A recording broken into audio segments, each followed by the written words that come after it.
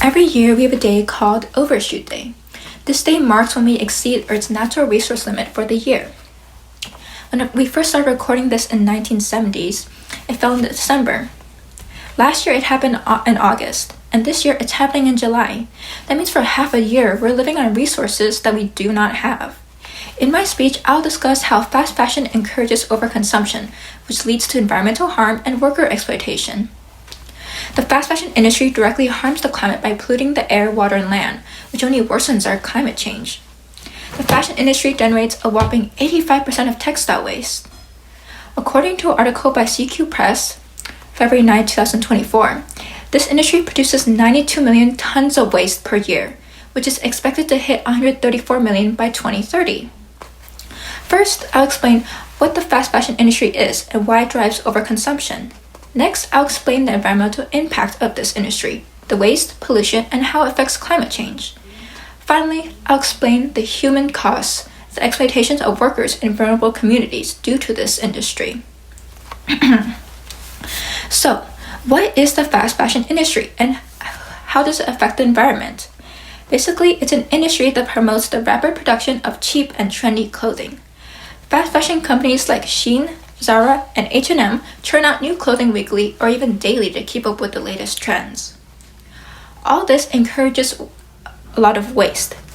The low cost and the need to keep up with the latest trends encourages people to buy more than they need, which creates a vicious cycle of overproduction and overconsumption. According to an article by UNC, clothing production has doubled since the 2000s, yet people buy 60% more clothing, but only keep those for half as long. The fast fashion industry's focus on speed and low cost is causing serious environmental damage. Most of the clothing made uses synthetic fabric, such as polyester, which is non-biodegradable, which means they take hundreds of years to break down. Also, since these clothes are made so poorly, it means they get thrown out as quickly as they are bought, leading to that 85% of discarded clothing just sitting in landfills. Not only does this industry leave a lot of waste, it also depletes a lot of resources. According to a CQ Press article published February 9, 2024, the fashion industry uses 92 billion cubic meters of water annually, which is enough for 5 million people. Alongside that, dyeing and treating textiles are responsible for roughly 20% of global wastewater, which often contaminates local water supplies. Also, all that textile waste in landfills doesn't only take up space, but also releases harmful greenhouse gases when they are incinerated. All that damage isn't just environment. Fast fashion is also built on worker exploitation. Fast fashion is built on and would not exist without the reliance of exploitative labor practices.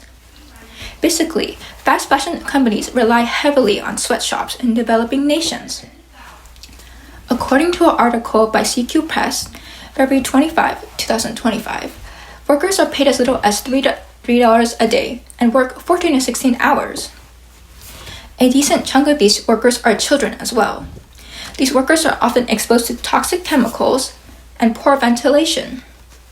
All this impacts surrounding communities. The factory pollution, air, and water contamination harms nearby residents. Also, expanding factories force people out of their homes, which increases poverty, homelessness, and unsafe conditions. With such severe environmental and human costs, we must rethink our clothing choices.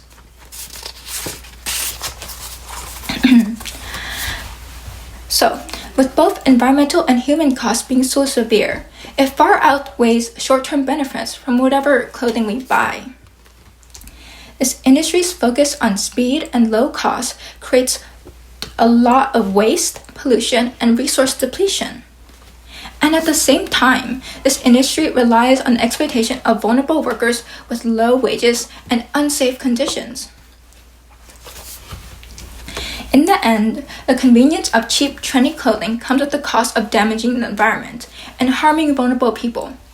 We can help mitigate these damages by learning to be more aware of our actions, which could just look like buying secondhand, or just being more mindful of those impulse purchases we may make.